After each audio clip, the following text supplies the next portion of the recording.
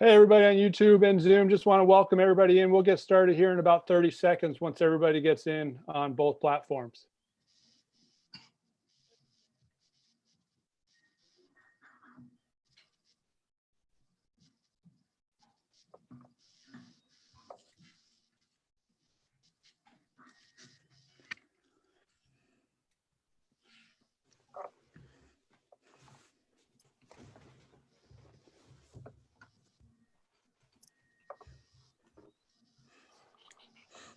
Hi, everybody. Welcome to our USA Hockey webinar series presented by BioSteel and Pure Hockey. Really excited to have a great guest on today. Actually, two great guests. Ken Martell, he's our ADM Technical Director. He's been on the program hosting for a couple of times, so he's pretty much knows the ins and outs. And then really even more excited to have John O'Sullivan. And John O'Sullivan, just want to welcome you to the podcast. Hey, thanks for having me on, man. Appreciate it. Hey, just want to say that it seems like, you have 167 podcasts with the Changing the Game project. I feel like I know you way more than you probably know me. So listen to everyone and really excited to have you on and just dive deep into, coaching. Well, people say it's weird to hear my voice without the intro music now. We'll plug it in. Dave, for those that don't know John within our youth hockey realm, John's a widely recognized figure within the sort of NGB, the coach development across multiple sports. People have referred to John's work, and he's affected more than just the sport that he started in. So tremendous reputation. We're hoping that now we get a chance to share him with a wider hockey community, and he can talk about the things that he's been on, but in his journey. But a longtime coach. That's where you started in soccer, John? Still coaching. I got 12 and 13-year-old boys right now, which I would say that middle school is my sweet spot. It's what I enjoy the most, like age-wise of coaching kids. Well, but you've got experience at a lot of different levels, though. Yeah, I mean, I and it's funny how it connects me to hockey too. I've coached everything from 5-year-olds through NCAA Division I, and that was at University of Vermont. And so, obviously, hockey is the big sport at UVM, and my office door was right. Like you walk out my office door, across the hall, and into Gutterson Ice Rink. And so many great players, legendary hockey coach at that time, Mike Gilligan there. And but I had like this first row seat to like some of the best pickup hockey games you could ever watch, right? I'd sit there, eat my lunch, and watch Marty St. Louis and John LeClaire and Aaron Miller and, Tim Thomas and all these guys just playing pickup hockey and going, this is pretty good. And people are like, you're like watching the Olympics here. Like, holy cow. So yeah, all connected, but everything from high school to NCAA Division I to youth and everywhere in between. Yeah. Well, and I think that's what makes your background so interesting is because you were a longtime coach. And a lot of us, we get into coaching because we love being around the kids and doing those things, but you've branched out into so many other areas. Like I think we first got exposed to you with your TED Talk. And I looked today, 376,000 views. Cool. So it's getting up there. It's pretty popular TED Talk within the youth hockey community. How did that all come about? So, back in end of 2011, I was kind of burnt out on the coaching. I'd really I was running organization. I wasn't coaching much. And coaching was kind of an afterthought. And I was pretty burnt out. And so I decided to take a step back, and I wrote this book, Changing the Game, and started up a blog around it. That's kind of how Changing the Game project got started. And, the blog started becoming pretty popular, way more popular than the book. And because I was doing research, and I like to research. And so I'd write some stuff, have a thought, let me go down that rabbit hole, see if I can find something to back it up. And when I did that, the blog started becoming popular. People like yourself and other NGBs are like, wow, we can use this for us, because this isn't just some guy who woke up this morning and had some idea. He's actually backing it up. And I found some great researchers who were, happy for me to put their work into layman's terms. And so, yeah, then all of a sudden someone said, "Hey, you want to do a TED talk?" And I was like, I don't do TED talks. Like Simon Sinek does TED talks, like, oh, whatever. But I got this opportunity to do a TEDx event. And it was great. And it was really cool. It was fun. I probably put 100 hours into a 14-minute speech. That was really early in my speaking career, but it sort of catapulted it there as well, because it's kind of a nice thing to have in your resume for sure. Well, the message though, from a youth sport perspective, we say all the time, the technical and tactical in a lot of our sports are different, but how kids grow, develop, interact, learn, all this, the environment that we create, all that, they're the same because kids are kids. So the message, talk about the message in that TED talk, because I think it just hits across everybody. Well, I think, certainly the whole idea was, we've got 30, 40 million kids a year playing sports, and yet 70% of them are done with organized sports by middle school. So what are we doing wrong, and how can we make it better? And, when you do a TED talk, they always say, well, you got to wrap it around an idea worth sharing. And so my idea worth sharing is, we can change sports. We can give it back to kids. If we all just start with the simple idea of, telling our kids, I love watching you play. Now, this isn't John O'Sullivan's original idea. I heard it first said from a guy named Bruce Brown. I'm pretty sure it's in the Bible. Like, these are old ideas, loving your kids, but that just resonated with people, and it still sticks. Like, people like, oh, you're the I love watching you play guy. I'm like, I hope you're the I love watching you play guy too. Like, so anyway, that's how it went. And it was a simple message that was sticky and people still remember to this day. And I think a little bit timeless as well. So hopefully it keeps getting a few views. Again, impacting kids every day with that message. And it's something simple for us as adults to grab onto, right? That's why I think it resonated with so many of us across NGBs. Now, you've written a couple books. Yeah. And full disclosure, I never got around to reading the first one. But I am super excited about the second one, because now you've gone down this journey and you've been exposed to so many coaches across all different sports. And you've been able to take a lot of that information and wrap it in. So tell us a little bit about the second book here. So my last book, which came out, in December here of 19, is called Every Moment Matters. And it was really a coach's book. The first book I wrote, it was applicable to coaches, but it was really a book for parents on how you can help your kids create the right sort of mental state to perform their best.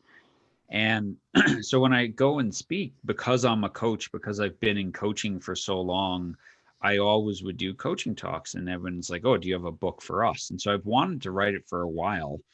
And then in my way of procrastinating, instead of actually writing the book 3 years ago, I started a podcast instead. And then what I soon realized was like, wow, like the people that I'm getting to talk to on this podcast, I'm learning so much from them that I just got to ride this train for a while, because this is the book, right? If I could synthesize these, which, when I put pen to paper on the book, we're at 140 something episodes, right? Like if I can synthesize this into a coherent message for people, this is, I think, what everyone should learn in coaching school, but they don't, because of our focus across many sports on X's and O's type of coaching. We miss this part of it. And so I don't think, you guys can correct me if I'm wrong. Like, I don't think there's any coach in the world who has internet access who's like, I can't find any drills. Like, I can't find any practices to run, guys, help me out. Right. So if that's not the problem, what is? Well, it's our understanding that our ability to connect, to communicate, to build positive team dynamics, these are skills, and we can learn these skills as well. And so Every Moment Matters became, interviews with people like yourself and Steve Kerr and Anson Durant from soccer, and Cindy Timshel from lacrosse, and all different people and sports scientists and psychologists into like, how do we inspire our kids and how do we build great teams? And so it's been doing really well, which has been fun. Yeah, just, and all of us as coaches, we're all on our own individual coaching journey, but the longer you do it, the more you don't know everything, right? You just, and to be able to collect information from so many coaches that put their heart and soul into it like that, where they can help coaches at a grassroots level maybe shortcut a few things, to think about the right things, because it isn't about the X's and O's all the time. It's about that environment that we create. Yeah, and I think as well, coaching is it's a interesting profession in that oftentimes we don't ask for help because it's viewed as a sign of weakness, right? That I don't have all the answers. And yet this word coach, right? Every, business executives all have coaches. Everyone has coaches, right? And the whole point of getting coaching is someone to give you feedback, to take you from a place that you've never been before, to a place you've never been before. And yet sometimes when we become a coach, then we don't get coached anymore, right? And so it's a really interesting thing that there's that resistance. But what I found is that coaches from grassroots level all the way up to a lot of college coaches I work with, like, they just need someone to bounce ideas off of. And sometimes having someone outside of your sport to bounce the ideas off of is the most powerful thing, because you can be the hockey guy and I can be the soccer guy. And so the ego over who knows more about their sport is gone, right? And now we can meet in the middle, and the middle is coaching, I think, right? That's coaching. Everything else is training, right? Training is sport specific. Coaching is much more generic, I think. And there are similarities in what we should be attempting, right, as coaches. And I did skim a few of the chapters in the book, and a couple kind of jump off the page just in the chapter titles, like, and that like you can already go, oh, I can relate to just the title. And the first one was great on paper. Crap on ice. Crap on grass. Crap on ice. So switch grass for ice. And I think any youth coach can go, oh yeah, I get that. Right? Yeah. Into a good practice then. So what goes into a good practice? And that's what that was all about. And that quote comes from my friend Chris Vanderhagen, who's the director of coach education for Belgium soccer. So a country that has gone from 60th to number 1 in the world rankings. What did they do right? And it was really about changing coach education around. And first of all, putting the child or putting the player at the center, right? Who's in front of me and what does he or she need in this moment based on their age and stage. And so, there's a lot of practice, and even, sport specific research is really tough because it's really hard to create a practice environment or an athlete development environment in a lab, right? And so there's some things that look great on paper in a lab, but they don't work. And everyone who's been coaching, who's on listening now, has probably run a session that they saw someone else run, and man, it looked fantastic. And you roll it out and you're like, what a disaster, right? Why didn't that work? And was it the space? Was it the ability of the players? Did I not explain it right? What did I leave out? And so, like that chapter is just about, okay, what does a great practice look like? So what are what are the goals, right? So let's start at the end. What am I trying to accomplish? What are the activities I'm going to use to accomplish that? And then I think also, how am I going to weave in our core values of our organization or our team into this teaching so that we have this dual purpose of developing people and athletes at the same time. And that's what I think great practice design looks like. And I know USA Hockey's been a leader in this. It's got to kind of look like the game. Oh, yeah. And that's, I think, even there, sometimes we struggle with what people interpret looks like the game really is. Just because you run through a pattern and with no resistance, no opponent, it doesn't necessarily mean that it's looking like the game. Just because conceptually the coach can kind of see something doesn't mean the players can relate to it. And that isn't necessarily all that fun either, Yeah, exactly. I mean, I know as a soccer player, my least favorite practices were 11v0 pattern play, Like that was just like, stick a needle in my eye. I just hated it. Like, give us some defenders, give us something to do. And so, yeah, it doesn't just mean, throw out a puck and let them play either. Right. It's how do you create repetitions of a game-like scenario so that players see it enough that it transfers to the actual game situation. Right. And so, this idea of representative design is so important, right? That when we break this down, we have to break it down at the right parts. We have to break it down in something, and it doesn't mean that there's never, ever a time for an unopposed activity, but we got to add a defender. We got to add some direction, and we got to add some decisions as soon as possible if we want this to transfer. And too many practices spend 2/3 of the time with none of those elements, and then they wonder why it looks terrible on Saturday. Well, and the ones that don't transfer tend to be the ones that aren't very fun either for the players. Exactly. It's not what gets me coming back as a kid, to what it is that we do. Yeah. One of the other chapter titles in there, turning technique into skill, it kind of ties along with that. It's one of the messages we're trying to get out here too. Can you talk a little bit about that? Yeah. And so there's this great, the book, David Epstein's recent book, Range, sort of gave me this sort of idea amongst a bunch of things, but he talks about like the difference between a kind world and a wicked world, right? And a kind learning environment is one without a lot of moving parts. So let's call that chess, right? Or let's call that even like the 100-meter dash. And then on the opposite end of that spectrum would be a sport like ice hockey, would be a sport like soccer, where you're rarely playing the same pass twice, because your pass, who you pass to, where you pass it, when you pass it, how hard you pass it is determined by constantly moving opponents and parts. And so that's a wicked world. And sort of you can't practice in this kind environment with none of those conditions if you have to compete in the wicked one. And it's a mistake to think that the only way to teach something is to make it so simple and then try to plug it into a really complex thing. The research doesn't back that up. What the research says is, it's not all random and it's not all blocked. It's a progression. So you might have something quick that shows it, and then a progression into something very random and game-like. And that's the difference between technique, which is the ability to do a motor skill, let's call it, and skill, a motor movement, and skill, which is the ability to deploy it in an environment in the world, right? So if I balance on a box in my room, that's not going to help me go balance on a slack line over a 100-foot canyon. Right? Those are two different environments. One does not help the other. Yeah.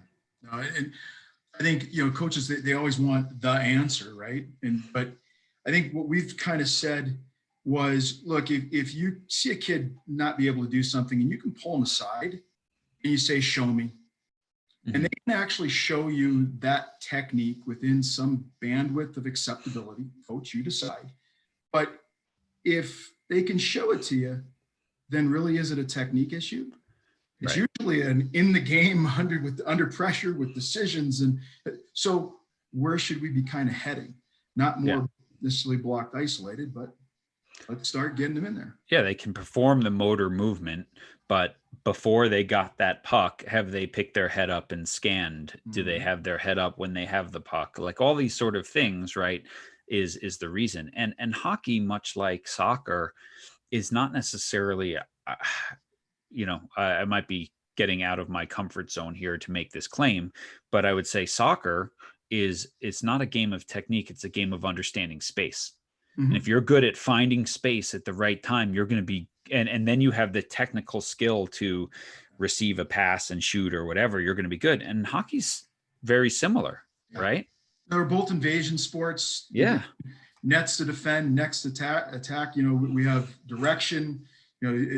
All the same things. It's create. How do you create 2-on-1s? How do you, the patterns the tactics that we're using are very, very similar. Yeah, exactly. Small differences, and there's no out of bounds, no place to hide in our sport. Like Yeah. guys, sorry. Yeah. Subtle That's jab, okay. sorry. But they're very similar in how we would train, and how the things that coaches would think about between the sports are very, very similar. Yeah, I think there's a lot you can learn from each, and certainly I think USA Hockey's done a great job with ADM and using ice space efficiently is a great model for, okay, how can we use our coaching staff and our space efficiently, that kids are moving and doing different things and getting to play as efficiently as possible, because ice is maybe the most expensive thing, but there's certainly people out there paying a couple $100 an hour for lighted synthetic turf fields too. Mm-hmm. So yeah. Oh yeah. So again, you've had these podcasts, you've got the book, you've been around all these. What are maybe one or two aha moments for you, either during your podcast dealing with coaches, or things you took for the book that you just go, that was gold. Like, wow, that just flipped the way I think. I'm sure there was some things along those lines. Yeah, I mean, definitely. What one for me was, I'll give a couple. Like one was, I think my last trip to Colorado Springs, I was there working for USA Wrestling, and got to spend some time with Terry Steiner, who's the women's national team wrestling coach. And he said something to this group of coaches there at this event that I was at, that I was like, it stuck with me. And it's like one of the opening quotes of the book. And he was just telling a story that he had heard, where someone asked him, what's the difference between a coach and an artist? And we're like, oh, I don't know. He goes, well, an artist can throw his work out at the end of the day and start again, and a coach can't. And so that's kind of one of those aha moments for me, right? Like, Mm-hmm. we don't get to pick and choose what kids remember. We don't get to start over again. So we have to be really intentional. So the word intentional and influence, right? Those are words that I use a lot. Number two, when Jerry and I had Steve Kerr on our podcast, was just a great moment, as he told us this story, how when he got the Golden State Warriors job, and he went and visited Pete Carroll, and he wanted to create this culture like the Seahawks, the music, the positivity, the everything like that. And so Pete Carroll called him into his office and said, well, Steve, how are you going to coach your team? And he's like, well, what do you mean? Like, what offense, what defense? He said, no. You won 5 championships as a player. You've been around the game. You got that part. He says, what's it going to feel like when people walk into your gym? What's it going to feel like when they come to work? And Steve's like, I never really thought about that before. I thought this kind of happened. And that was Pete Carroll's big takeaway, is like, no, this is the foundation. This is the most important thing you have to do. So go home and come up with like the 10 things that are most important to you, and then cross off the bottom 6 and come up with 4 that you want your everyday program to feel about. And so the 4 for the Golden State Warriors, right? 5 NBA finals in a row, 3 championships, was number 1, joy, right? We play a sport. All right. Number 2, competitiveness. We're trying to win. Number 3, compassion, like, what we need to be a great supportive family. And number 4, mindfulness, because that's what he'd learned from Phil Jackson and stuff. And he said, this is what it's supposed to feel like every day. And I think that's such a great lesson as a coach, of like, I got to know what it's supposed to feel like every day. And if I get too far from that, I got to pull it back in. And I think for those of us who work in the youth space, certainly if it gets too far from enjoyment, something's not right. Yeah. Hey, John, I wanted to ask you, I watched a lot of your podcasts or listened to it, but you talked about asking the players to answer the question, one thing that the coach doesn't know about me, or how do you phrase that? Yeah, so I got that. There was a book written by a teacher who worked in an inner city school, and she said, how can I'll teach these kids better if I know more about them. And so she had them complete the sentence, and it turned into this big Twitter hashtag, which then turned into a book. And it was like, one thing I wish my teacher knew about me that would help them coach me better. And so I just turned that into one thing that I wish my coach knew about me that would help them coach me better is ... And super cool, because the responses that you get, and I say, like, don't tell me, work on my left foot. Like, I'll figure that part out. Tell me something I might not know. And so this is when you learn that kids' parents are separated, that dad has cancer and nobody knows, that it's really tough at home.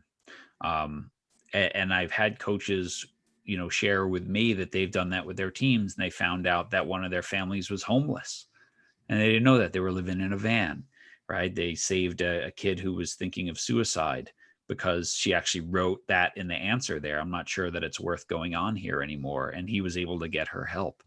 And so that sort of insight into your players enables this one-on-one connection that is like, that's the most powerful part of coaching right there. If you can connect with that human being in front of you and let them know that, you're in it for them, then, the sky's the limit.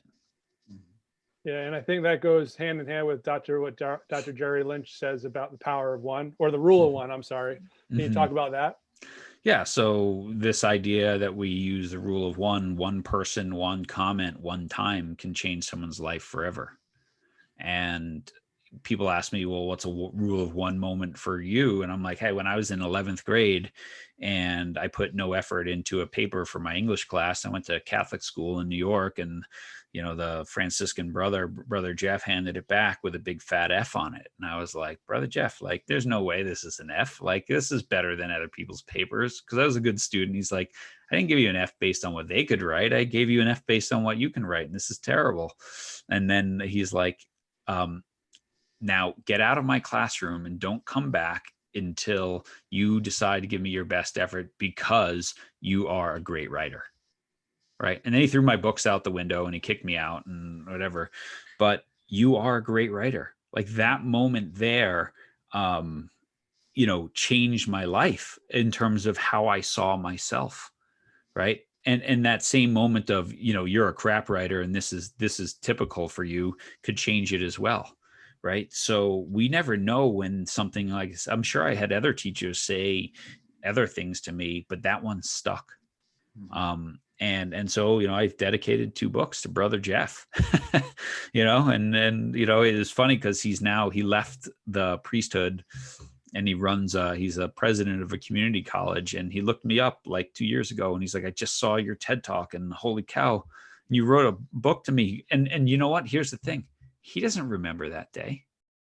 He doesn't remember the thing that he said that changed my life. That's how powerful we are as coaches, teachers. And I think we're always watching, right? They're always watching. Attention, and you never know what you do. Yeah.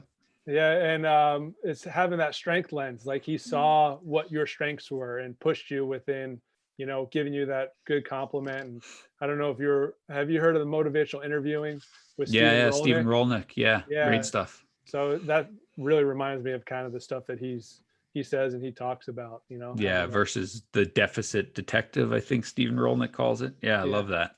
Yeah. Mm-hmm. So go ahead, Dave. No, you go. No, it's all right. Okay. So kind of just, I know you had Mark Bennett on a couple of times, and I was really, really interested in his stuff. And, I know you did some online mentoring with him about, performance is a behavior, not an outcome. And I think that really sticks. And I think that's something that, what he did with you. Can you talk about your experiences with him and how that changed you? For sure. I mean, I don't think I've had, this would probably be, you asked about memorable podcast things. Well, certainly the podcast guest who's been on a couple of times and influenced my own coaching has definitely been Mark. And he was just on again a week ago. And this whole idea that really resonates with me and sort of dovetails with this idea of the culture we create is that really what we're doing as coaches is we're trying to create behaviors right behaviors that are repeated often enough are going to lead to improvement, right? And so, if we create an environment where today we can be focused, tomorrow we don't have to pay attention. Hey, today we're going to compete hard, tomorrow we're going to kind of go through the motions. You're not going to get better fast. You might even get worse. Whereas what Mark would say is, if we start thinking of high performance as doing the right behaviors often enough over time, right, that's going to influence your outcomes in a positive way. And so I think especially those of us who work with youngest ages, right? It doesn't matter how fast they skate when they're 8, or, how good their stick handling is, because that's not a difference maker later on, right? It's right. Do they have the character traits that, the resilience, the grit, the integrity, the respect, all these other things, that will get them to that next level? That's what we want. And so what Mark would teach is that, hey, as a coach, the first thing that you do is create these non-negotiable behaviors that, we don't, these are the things that we're all willing to hold each other accountable for every single day. And then what you do is you create an environment, he calls it like the rule of 3, where first the player should identify for himself or herself when I'm not living up to the standard. Then if they don't call themselves on their behavior, rule 2 is their teammate should call them on it. And then third, the coach steps in and says something. And it's a really hard thing to do, because as a coach, we're used to stepping in. And most of our athletes are used to the coach to step in to correct things. But it becomes a super powerful thing where over time, players start to be like, you know what? Like, I've been given permission to sort out my teammate. And my teammate has agreed that when I say, hey, you need to do this or you need to do that, that you'll listen. And all of a sudden you find as a coach that you don't have to say as much. And you've got players thinking about the game and thinking about the problems on a much deeper level, instead of just spitting back answers to you or waiting for the coach to tell them what to do next. And that sort of autonomy and that sort of self-organization is an incredibly powerful thing. And so the stuff that Mark teaches through PDS coaching, I mean, this is one of those coaching skill things that we often miss in our coaching education, but really affects the environment at such a deep level. It's such a great point, because we always talk about, the kids taking responsibility for their development, but this is turning the development process, fully engaging the kids, right, in their own development, in thinking about the game and being a full participant, not an active bystander waiting for the coach to give directions. So the experience that you're creating just has to be so much better. Like, what ages? I think a lot of coaches would say, well, that's great for the older guys, but how young can they start to do that? I mean, Mark's got videos on his websites of 7-year-olds doing this, right? And so I think sometimes we sell our kids short in what we think that they're capable of doing. And so therefore we never give them a chance. And then by the time they get to this age where we think that they can do it, they're so used to, having never had to solve a problem, never come up with a solution, that we just say, these kids, blah, they don't get it. They can't figure this out on their own. They need me. Instead of giving them reps when they're really young of, what did you see in that situation? Why did you skate there? What were the numbers like? Do you see any other choices you might have had in that moment? If you could do it again, would you choose something else or the same thing? One of the things I love to do at my practice now is, after some absolutely fantastic movement series, and then, a shot, maybe they miss, maybe they score or whatever, is say, great, what'd you see there? Like, what were your other choices? What else could you have done? Do you agree with the choice you made? And, and kids are so used to having the coach tell them that they're wrong, and then they're like, well, maybe I could have done this. I'm like, no, I think that was perfect. Like, I wouldn't have done anything different. And so I want them to have the confidence to go, no, that was the right thing, coach. I'd do it exactly the same way. Well, there is some good research, when you look at creativity, for example, and how hey, by the time kids are 13, a lot of times we've stomped creativity out of them. Yeah. As coaches, we keep telling them what to do. So we're narrowing their focus towards what we think is the right solution. And over time, they'll focus there, but all of a sudden they lose the ability to see all the other things. Right. So short-term gain for maybe some long-term deficit in our players' abilities. And this used to come in street soccer, stickball, shinny, whatever. Like this used to come from a free play environment. And now that many kids don't have that environment anymore, like you said, I think it's far easier to coach creativity out of people than it is to coach it into them. Right. And creativity comes from an environment where they're not afraid to make mistakes, but then they're encouraged to learn from their mistakes.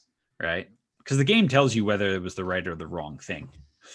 We practice, we say this all the time, we practice marching like soldiers, and then we want to play like artists on the weekend. And those things don't go together. Like you have to let the kids express themselves. And I'll just add, like, one of the really interesting podcasts that I did was with a lacrosse coach named Gary Gate. Now, Gary is widely considered maybe the greatest lacrosse player of all time. And he grew up in Vancouver, BC, and just had this coach who made him and his twin brother, figure it out. And he's like, this coach was so far ahead of his time and allowing us to be creative. And Gary, like, there's rules in lacrosse because of things Gary Gate did, that they created rules to prevent people from doing what he did. Right. And if you look up like him dunking over the cage in a Final Four and stuff, it's unbelievable. And so, one of the things that he talked about, though, is you earn the right to be creative also by practicing hard. So creativity is not just going out there and winging it and missing 20 shots in a row when you should pass. That's not creativity. It's getting 1,000 reps in practice so that when that time comes, you do it. So yeah, Steph Curry, when they're on a 2v1 fast break, he should pull up from 3 a lot because he's really good at it. Shaq shouldn't pull up from 3, and so sometimes we have this outcome bias of like, oh, well, he made it, so it's the right decision. Nah, not really, because statistically, that's more often than not going to be the wrong decision. And so I think that's the art of coaching as well, is helping players recognize if that's the play you want to make, I should see you out here on the ice working on that. Right. But don't just try it in the game without trying it in practice a bunch. That's about, again, comes back to focusing on behavior, setting expectation, helping the players, we say change behavior changes their thinking. Mm-hmm. Right? So if we're focusing on the right things, the right message, the right work ethic and all that, then you know what? Let it go a little bit, as long as we know you're going to give the effort. Yeah, no, totally. And I think that's as a coach, if you instill the right behaviors, which we might label under character, and then you move them on, you've done a fantastic job, right? Because the right players they'll have that intrinsic motivation to improve their game, to find the extra games, find whatever. But if you give them that bedrock of great character, I've never met a coach who's like, great player, but super high character individual, we don't want him. Well, isn't that what every parent wants for their child? Isn't that why they bring them to sport? I mean, if we just did that as a sport, across all sports, right? We would have great neighbors, great people in our society. We would do what it is that we're supposed to do as a youth sport. And you know what? The ones that have some ability and are willing to put the extra time and all this, they'll matriculate to the highest levels. We'll probably have more of them because they have better resiliency and all these other things to do what it is. But at the end of the day, like, this is back to the basics of what we should all be doing, right? Exactly. And starts with, if they come back next year, right? The only one who doesn't get better is the one who doesn't come back. So, that's definitely the key. Well, and that's, we're at an interesting time right now too, because sports have been taken away from a lot of kids. And, we had a discussion this morning at a work colleague who took his kid back to the ice rink. It just opened up where they could just get a couple kids out there.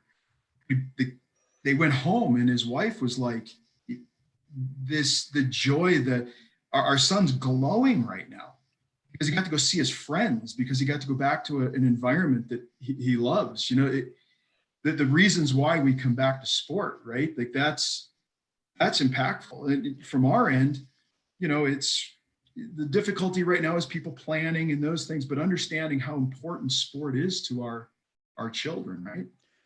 Totally. And when we look at like these buckets that Amanda Visick talks about of like what makes sport great, right? Two of the, buckets, positive team dynamics and positive coaching and a good environment, right? I think she calls it working hard, right? And so like these buckets are so important. And recognizing, and I think this is really important for our leaders to recognize now, and I'm talking about our political leaders, right? That there's ice hockey or soccer, the contact sport, and there's, can we get a couple kids back together in a non-contact fashion just so they can be properly distanced, but in sight of their friends, right? And working on it and moving around the ice, because that's what people miss about sport, right? And that's what I think our kids are missing so much now. We can do all the virtual practices we want, and they're better than nothing, but it's still not the same as standing there face to face with your buddy, yes. Right? Even if you can't give them a fist bump. And so I hope that we'll stage our return to play, not just until we can play a full ice game with checking and fans. We won't have any youth hockey or youth soccer like that. I think would be a mistake because it's neglecting the social emotional needs of kids. Yeah. And from an adult perspective, this is a stressful time on the adults because it's hard for us to plan. I look at our local programs out there, and they're trying to figure out how do we get our kids back, those type of things. And I think one of the greatest things that families can do, go out, register, come back to your local club so that they know that we plan on having our kids back. We'll find ways to get them involved so we can form team. We can do the things that we're allowed to do so that they can plan for the future. And it's just that positive step, getting your kid back to the ice rink. Again, our colleague could not express the amount of joy his son had.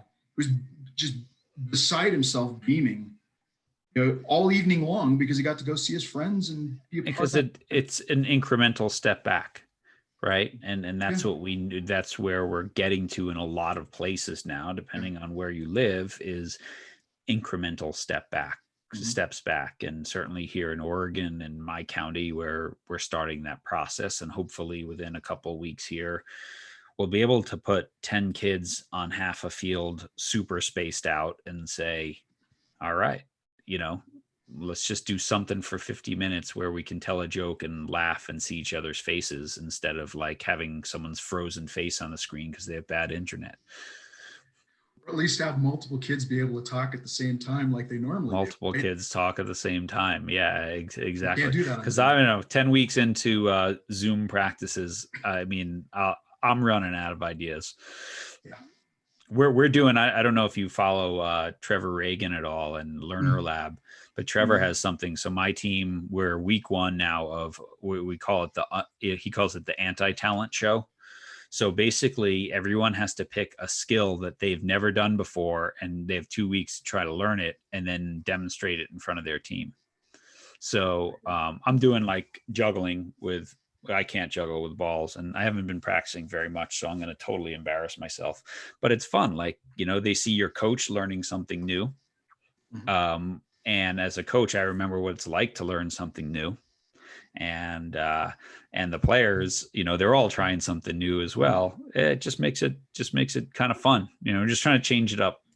Well, and that affirmation that, what, coach understands that it's okay to fail, to try something new. And if you don't quite get it right, that's okay. We'll keep trying.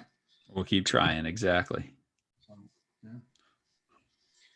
So, John, we have a question from YouTube, and it's the coach says, "My struggle as a parent is finding the balance between supporting and enabling my son to have fun and pushing/challenging him to get better. Do you have any tips on what I can do to find that balance?"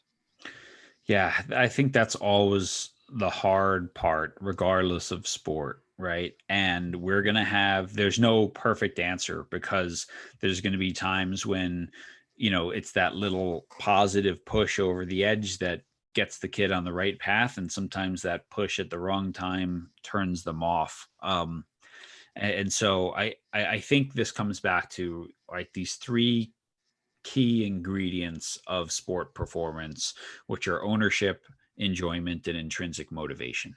Right. So what I say to that parent is you have to be careful that you are pushing your kid to his or her goals and not your goals.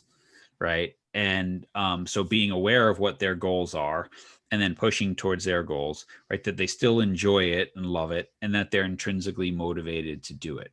I've watched with my own two teenagers, their intrinsic motivation to go out and practice and do these things that was very high in weeks 1 through 4 and dwindled a little bit in 5 through 8 is now like almost at 0.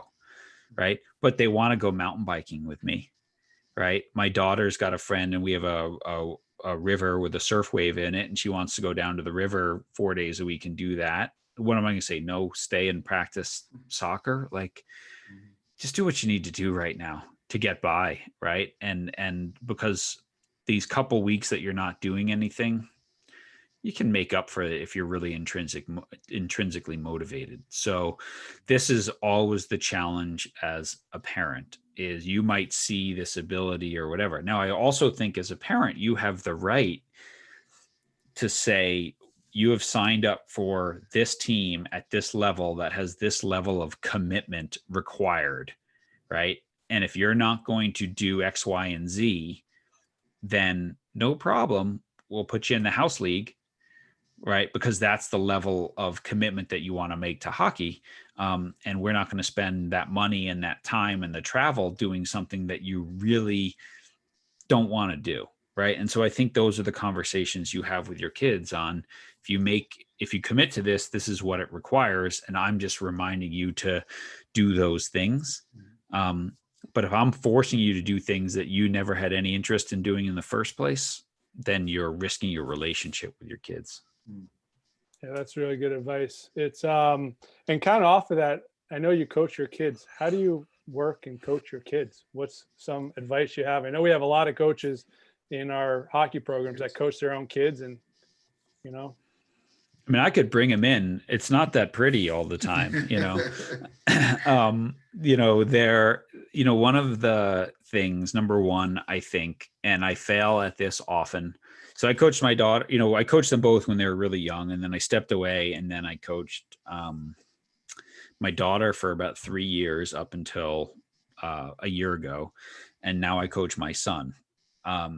And so they're very different kids. And so their openness to me coaching or whatever is very different. But I think the most important thing you can do when you coach your own kids, and I screw this up a lot, is when practice is over, take off your coaching hat and just be dad again, or just be mom.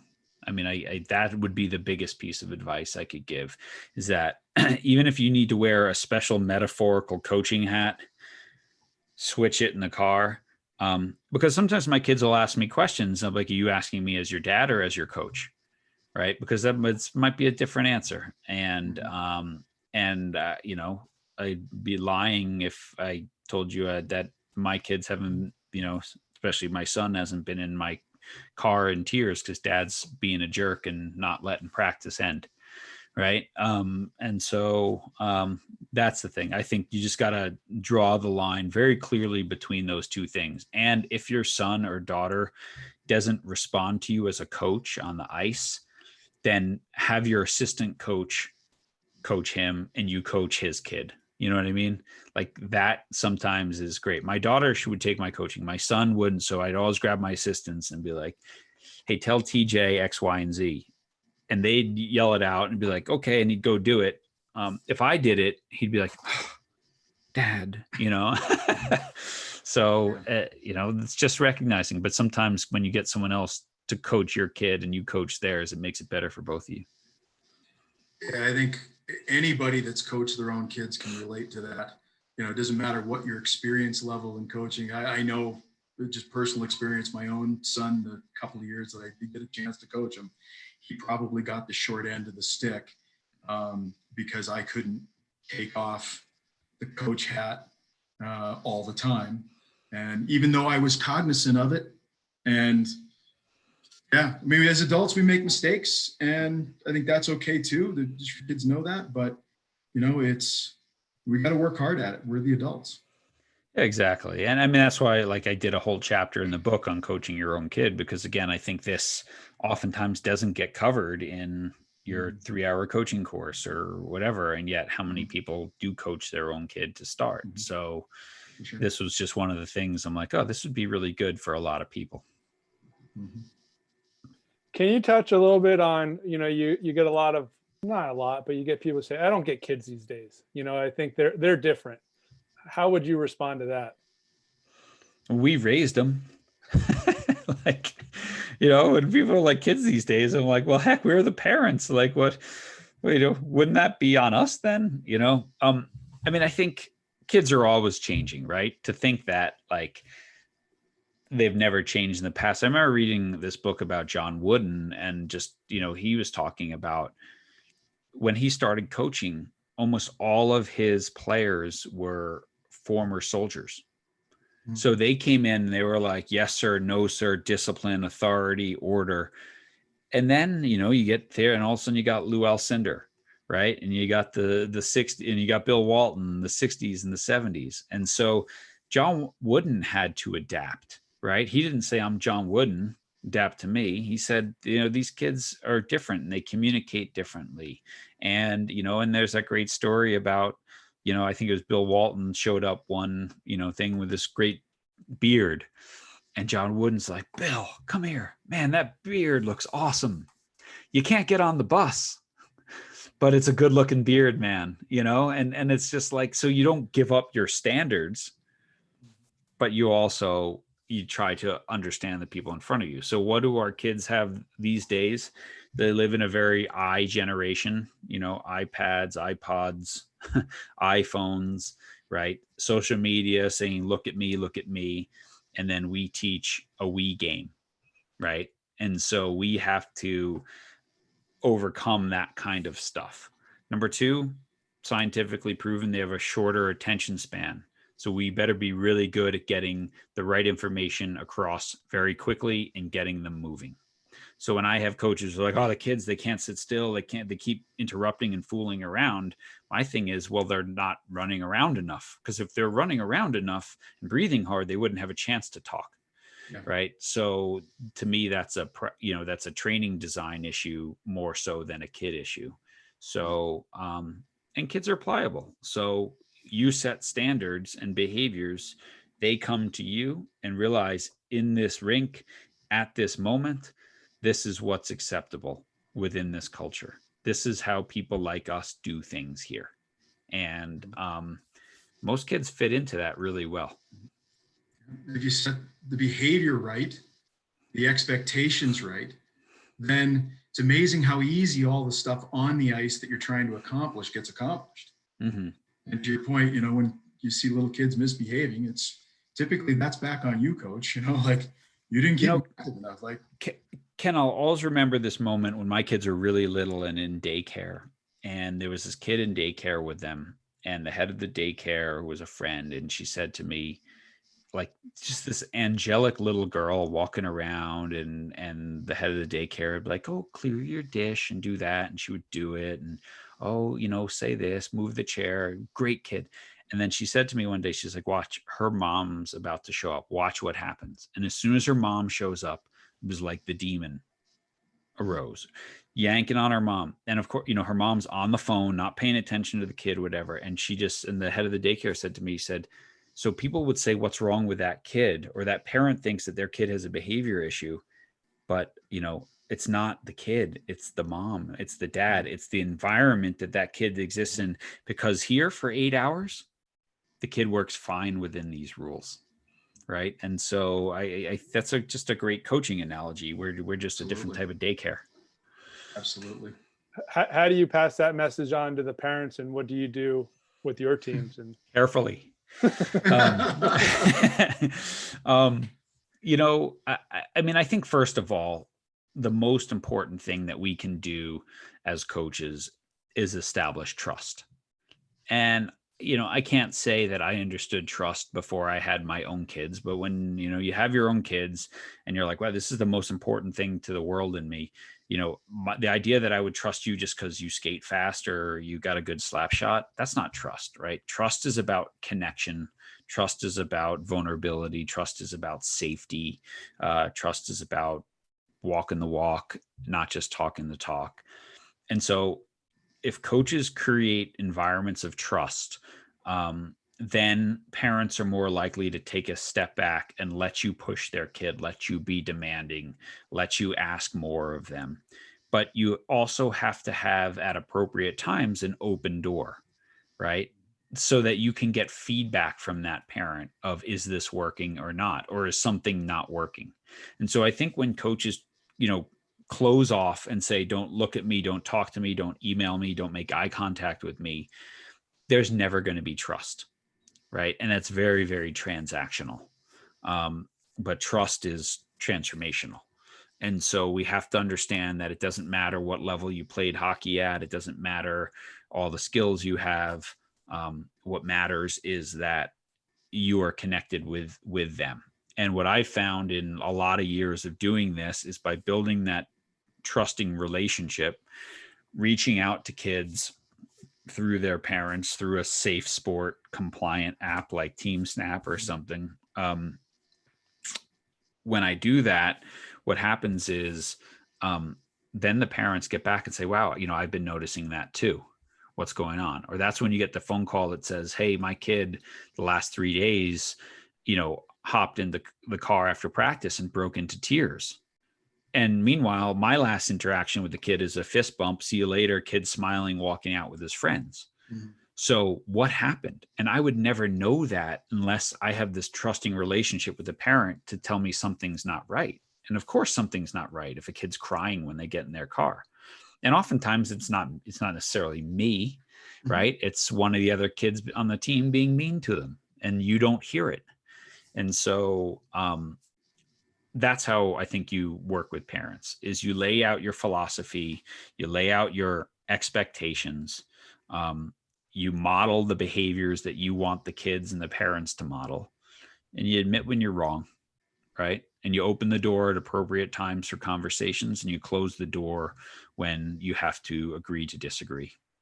And you walk that line differently with every family. But 10%, 20% more work up front usually saves you 90% of the work on the back end when your team starts blowing up because there is no trust. Right. Yeah, that's really good advice. So we want to be cognizant of your time, and we just want to give you, if you have anything you want to tell any of our guests, maybe about your 6-week coaching program. I know on YouTube, we've had 2 or 3 people write in and say how much they enjoyed it and, got so much out of it. Oh, cool.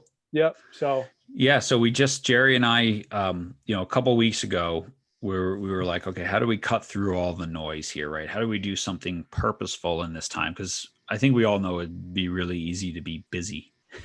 So we're like, okay, well, let's create a 6-week online. Jerry and I and James Leith, we go live once a week. We teach something, a couple weeks on leadership, a couple weeks on culture, a week on visualization and mindfulness. And we teach, and we bring in some of the people live to talk about their experiences and stuff. And what's really interesting is, so we're like, well, let's just do it. There's a lot of noise out there. Let's see, if anyone signs up. And we did the first go around and we ran out of spots. Like, I have 250 spots in my go-to meeting, and we had 270 people sign up. I'm like, whoa. Right. So we're doing it again. And we just started last night. and we already got 240, so I got like 5 spots left, right? And I'm just, it's really cool because, and I thank you for the people listening who said that they've enjoyed it. And I know we've had hockey coaches, lacrosse coaches, tons of sports on there, grassroots to, NCAA champions, right? And that's what's, to me, is really cool, is they're all there taking a deep dive on their coaching, knowing themselves better. And so, yeah, if people are interested, they can still jump on that. They're probably the easiest way to find out if we have spots is just email me, John, JOHN, at changingthegameproject.com. Or I could probably email you guys the link to the thing. And, but like I said, we don't have too many spots left. But it's pretty cool. 1 live session a week. They're all recorded. So if you miss it, or if you live in Sweden and it's 1 a.m., you don't have to come on live. That's awesome. The value there too is we don't coach sport, we coach people, and everything translates, doesn't matter what sport you're involved with, right? So some great stuff. No, exactly. And again, we bring in, Cindy Timschel just signed on for the 2nd, right? She's a Hall of Fame lacrosse and field hockey coach. She's won 8 NCAA titles. She's there learning and sharing, right? That's cool. So, it's like people like that are sharing their knowledge with all of us. And, at the end of the sessions, like, it's like, I got pages of notes, like I'm taking notes, and Jerry's like, John, you're supposed to be speaking. I'm like, Jerry, I'm writing, like, leave me alone for a second here. So, so it's really fun. But I also just, if people, just come to changingthegameproject.com. That's kind of the mothership. And you can link to the podcast, the blog, or any of the books or anything there as well. We certainly appreciate what you do in the youth sports space in sharing such a great message with not just people in your sport of soccer, but in all sports. So can't thank you enough. Oh man. Well, I love what you guys do. And, Ken, you and I have had many conversations over the years, and I'm always learning a ton from you guys as well. So thank you for everything and your generosity across so many sports. And I hope we can do this again soon. Really appreciate it, John. Ken, thank you. And just make sure tomorrow we have goaltending with Josh Robinson.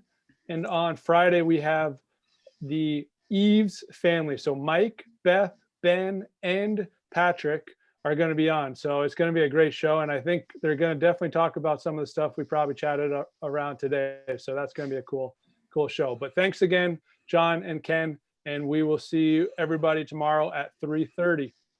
Awesome. Thanks, guys. Thank you.